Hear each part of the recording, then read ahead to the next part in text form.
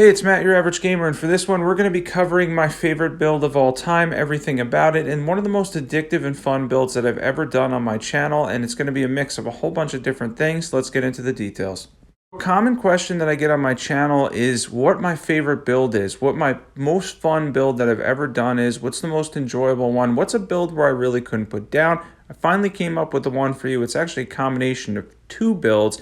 If you're into that, if you're interested in that, definitely hang around for this video. It's really powerful too. We're going to take on some late game bosses later in the video. Everything's going to be time-stamped as usual as well. Alright, so a little bit of a choppy fight here with Radagon, but as we fight Radagon, I want to talk about the main hand weapon. The main hand weapon I opted to use for this was the Grave Scythe with Black Flame Tornado, and if you use Flame Art Affinity, you can get over 800 AR with it, which is really powerful, and Black Flame Tornado scales purely with your Fate stat. So it makes a very, very solid choice for your main hand weapon. This is a build, by the way, where you can throw in the Blasphemous Blade. I'm going to talk about that later for the late game bosses, and then we're going to be using some fire incantations like Burn Flame as well. But Black Flame Tornado is great because it scales purely with Faith and basically is treated as an incantation as far as scaling goes. For Golden Shade here, we're going to end up using Burn Flame, which is one of my favorite incantations in the game, and it's an absolute blast to use. This is one you're going to have a lot of fun with. If you've never used Burn Flame, you get it from the Fire Giant Remembrance, and it can do massive fire damage. One of the cool things about this build too is you're going to be able to use all of your fire incantations that you like, and I'm using the Giant Seals by the way, at the same time you're using Black Flame Tornado. The setup's going to be powerful for both, boosting generic damage and fire damage. You're going to be able to get a lot of damage out of everything, and you're going to see on Golden Shade how Burn Flame can work. Yeah, granted I'm getting hit in the placement, it does take a little bit to time it, but when it does hit, it hits really hard, and it's also very enjoyable to use incantations like that, despite the fact that they do obviously have a little bit of RNG. They're really fun. I really like Burn Flame. It's one of my favorite incantations in the game. And next up we have Morgott, who is never too challenging, and for Morgott we're going to elect to go back to Black Flame Tornado, which is really fun to pull off. Granted, it has basically no hyper armor, but the other side of that is the amount of damage it can do. It can literally do anywhere from 5 to 10,000 or more damage, especially with buffs. Again, you're not getting a ton of hyper armor with it, but the damage, that payoff is there. You get so much out of it. Use a little bit of Burn Flame there as well to mix in. And another cool thing about this too is a lot of the bosses in the game, other than Mog, Rykard, and a couple of others, are neutral or take a lot of fire damage. Melania, Radagon, Godfrey, Morgott all have 0 fire resistance, so there's that too. So big benefit there. And again, we're going to show later in the video how easily you can switch to the Blasphemous Blade with this exact 150 setup too. And as you're going to see on Morgott here and several of the other bosses throughout this video, most of the fights are relatively on the quicker side, and we are trying different things. I kind of experimented a little bit. Radagon was kind of my test dummy. I end up testing some stuff on the Fire Giant and such later as well. But as far as this build goes, it's going to be pretty universal for most of the game as well. It's going to be one of those ones where you're going to have a blast. You're going to have a great time doing this, mixing in Black Flame Tornado, Burn Flame, Blasphemous Blade, Catch Flame for smaller enemies. There's a whole bunch of versatility here, and again, I think it is my favorite build in Elden Ring. Definitely the one that I've had the most fun with, and putting this together, including Black Flame Tornado, Burn Flame, a couple of different things that we're going to show later in this video that you can do and have a lot of fun. And then the Crucible Knight set is one of my favorite armor sets in the game too, so it was nice throwing that in as well. For the dragon here, we're going to end up using Burn Flame again. This is going to be really powerful on him because he is weak to fire. I want to mention real quick, by the way, though, if you're not subbed, definitely sub to this channel. If you love overpowered PvE builds, you're looking for Elden Ring content, now's the time to sub. Feel free to join the Discord too. If you need any help, by the way, there's a ton of people in there. It's been awesome so far. By the way, you're really going to want to hang around for the later game bosses. If you're looking for an easy time, this is definitely going to be an easy setup for you too, because of course this is also an overpowered build, because I enjoy overpowered builds in Elden Ring. They're a lot of fun to use, and seeing how much damage we can do. Even at 150 on New Game Plus 7, it's not going to matter much. Now, before we go on to the Fire Giant and some of the late game bosses that I'm going to show a couple of different things you can do for, and you can mix in with the same exact identical stats, I want to go over that the combination here is basically using Black Flame Tornado in combination with Burn Flame to do an insane level of fire damage. Basically have an overpowered build that's a lot of fun to use and opens up versatility as well. Now for the Fire Giant, we're going to talk about something a little bit different here. For fire resistant enemies, we're going to talk about a different setup here. We're going to show on the fire giant. We're going to switch to the Ancient Dragon Lightning Strike build, which is probably my second favorite build in Elden Ring. Pretty much everything Faith I enjoy if you've been following my channel, but this is something you could switch to, and I'm going to show the setup for. If they're fire resistant, you can completely destroy them with lightning. So for the fire giant here, we're going to show the lightning setup, and then we're going to go back to our original setup, which is the main focus of this build. And I'm going to show you later in this video for the late game bosses and such, how you can mix in the blasphemous blade to do a ton of damage and combine the build together, basically make the game a lot easier too. So on to the lightning build with the same exact stats and only really swapping a couple different talismans, and then using the lightning tier, we're going to try to do as much damage as we can to the fire giant here with Ancient Dragon Lightning Strike. He's a pretty large target though, so this is fairly easy. I did use him as a test dummy with the fire stuff to begin with, but since he's 50% fire resistant, it wasn't doing too much to him. He's beatable with it, it's just not the most logical solution. So we switched to the Ancient Dragon Lightning Strike build, and you're going to see the results here in a second.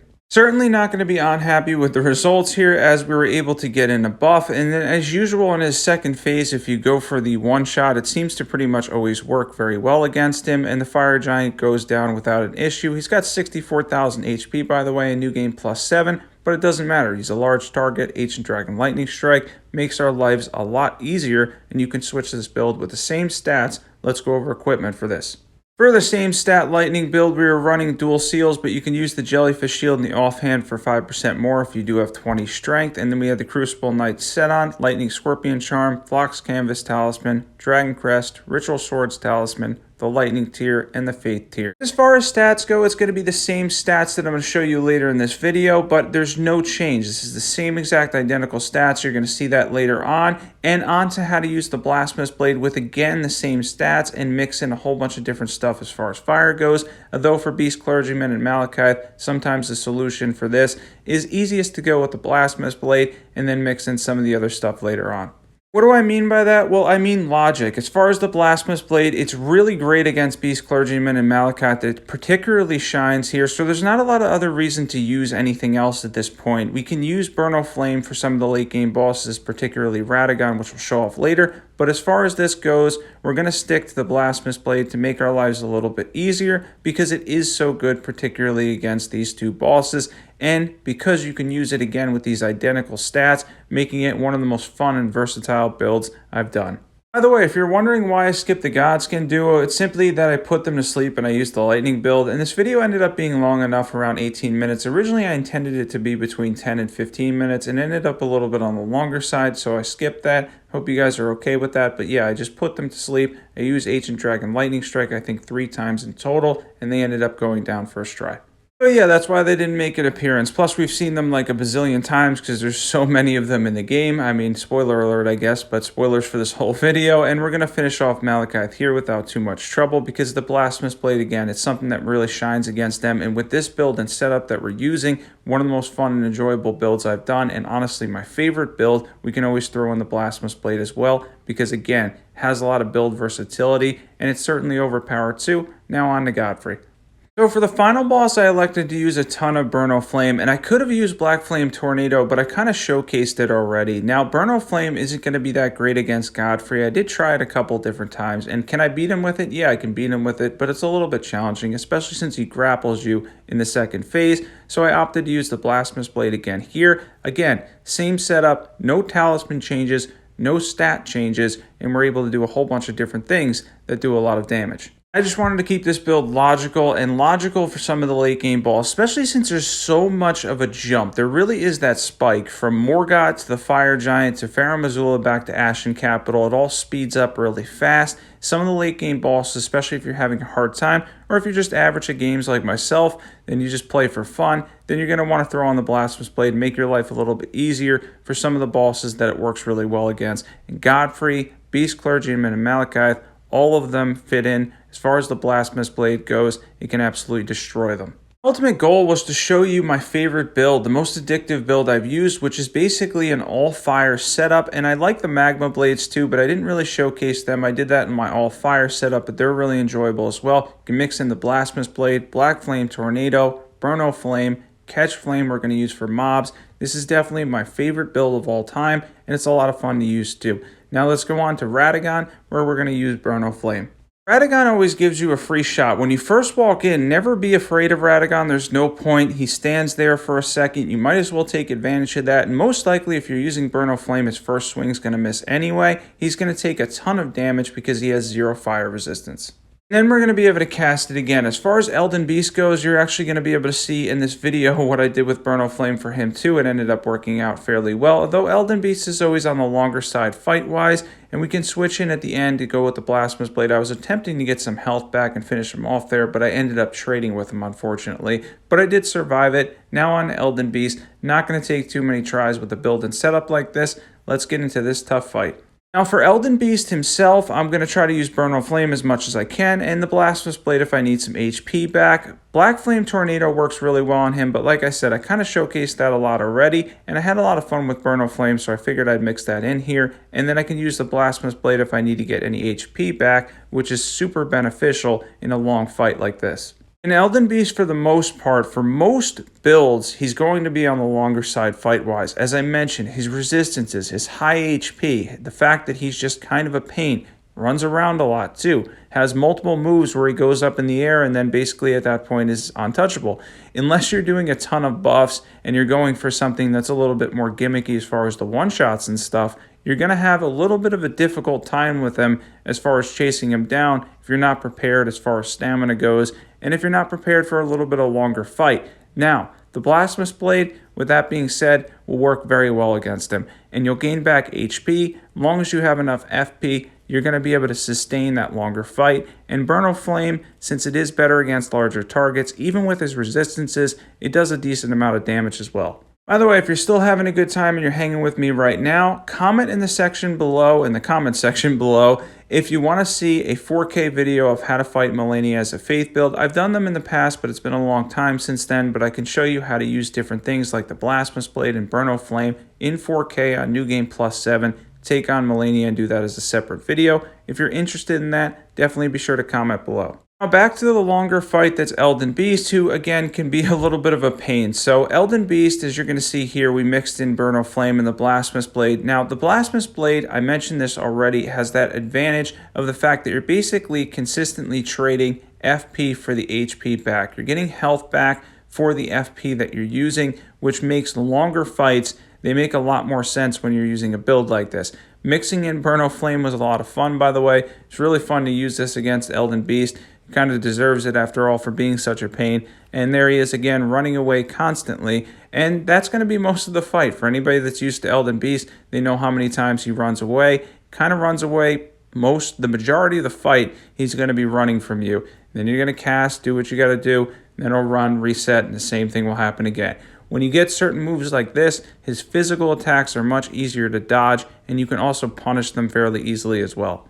Actually, his physical attacks are the ones that you should punish the most frequently because they're very safe to just roll with. They have good dodge windows, and his last attack, I think, in most of his physical attacks usually ends with the slam, which then he sits there for a couple of seconds, which you can use something like Burn O' Flame, or if you're running the lightning build, Ancient Dragon Lightning Strike, or any number of things because he's open to an attack window.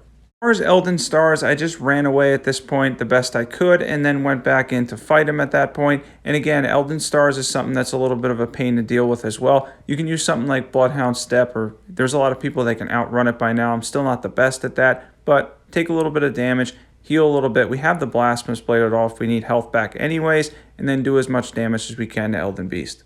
Another frequent question I get is why Elden Beast isn't very often in my videos. It's because of this. It's that constant running back and forth that he does over and over again. And then other than a certain set of builds that involve a lot of buffing, where you can either one-shot him or get a lot of damage right from the get-go, you're going to be chasing him around a lot. I may have mentioned that already, but yeah, I get that question, like, why is Elden Beast never in your videos? I have a lot of the late game bosses in my videos, but it's because Elden Beast is just one of those fights where you put him in and it's an extra couple of minutes. It can end up taking a third of a build video up for one boss. That a lot of builds work. Pretty much every build will work for Elden Beast. I can't even think of many builds that won't work for him. It's just that the fight's going to always be on the longer side. And as Elden Beast goes up here, we're going to get the 3 rings, and I'm going to talk about real quick, before we go over buffs, builds, stats, mobs, everything that you need to know to finalize this build and end up using an incredibly versatile and powerful build. I wanted to mention that My favorite build's Faith because everything Faith related looks so cool. You have Ancient Dragon Lightning Strike, which looks awesome.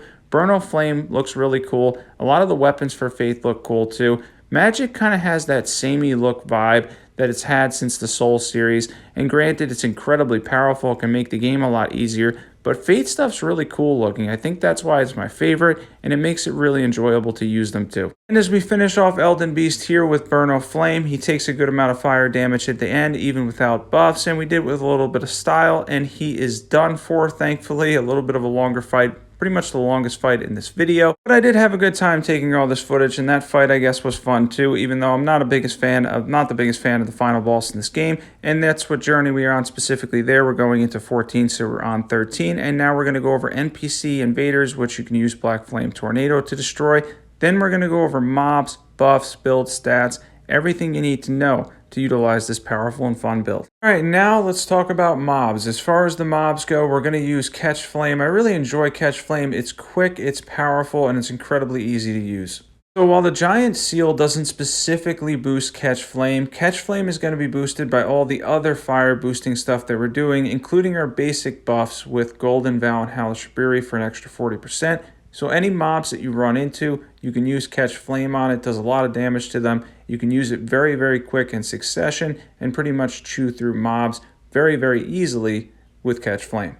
This is definitely the most fun build I've done because I like the fire stuff. I always like the pyromancy stuff in Dark Souls. It was a lot of fun. And in Elden Ring, it's really fun too. There's a lot of stuff that you can do with it. It's highly damaging. It definitely can pay off as well. Obviously, Black Flame Tornado is incredibly powerful. Burno Flame, Catch Flame for mobs, and then you can use the Magma Blades if you want, Blasphemous Blade. There's a lot you can do here as a powerful Faith and Fire build. You saw earlier in the video, you can go with Ancient Dragon Lightning Strike and even one-shot some bosses if you want with a setup like this because we have a lot invested in Faith. Let's get into buffs, build, and stats, everything you need to know. First things first, we're going to drink our tier. After we drink our tier, which has the fire tier in it, you can throw the Faith or defense tier in there as well. Then we're going to cast Golden Vow. They're the longest duration stuff. Then Hellish Fury, that gives us a total of an extra 40% generic damage. Then we're going to fill up our FP. Then we can use Black Flame Tornado, and then any incantations that we want to use for this powerful fire build, like Burno Flame. This is a really fun and enjoyable one, and honestly, it's my favorite build in Elden Ring. Get new equipment for this one. We were using the Grave Scythe with Flame Art Affinity, Black Flame Tornado, 2 Giant Seals. We had the Crucible Knight set on, Fire Scorpion Charm, Shard of Alexander, Dragon Crest Great Shield Talisman, Ritual Swords Talisman, and then the Fire and Faith or defense tier. Let's get into stats. Now for stats, we're heavily invested in Faith. This is basically a Faith build. You can use Flame Art to get, again, over 800 AR. You're going to get over 800 damage with your regular swings, even though it's split damage on the Grave Scythe. And then you can cast a whole bunch of different things. I was using Catch Flame, Burno Flame for this build, in combination with Black Flame Tornado, and it ended up being really fun. This is absolutely my favorite build, and one I absolutely enjoyed to the point where I just can't stop using this. This is a build that I'll use all the time. You've seen me do a whole bunch of different Faith stuff, and I'll continue to do it because I enjoy it a lot, and the fire stuff specifically, going back to Dark Souls pyromancy days, are really fun. This is the most fun I've had doing any build. It was really fun getting the footage for this. This one was an absolute blast. Not on the Discord, definitely be sure to join that. There's over 500 people in there now. It's been an awesome community, and if you're not subbed and you love overpowered PvE builds, be sure to check out all the awesome builds that are on my channel. Thanks for watching. As always, I will catch you guys there.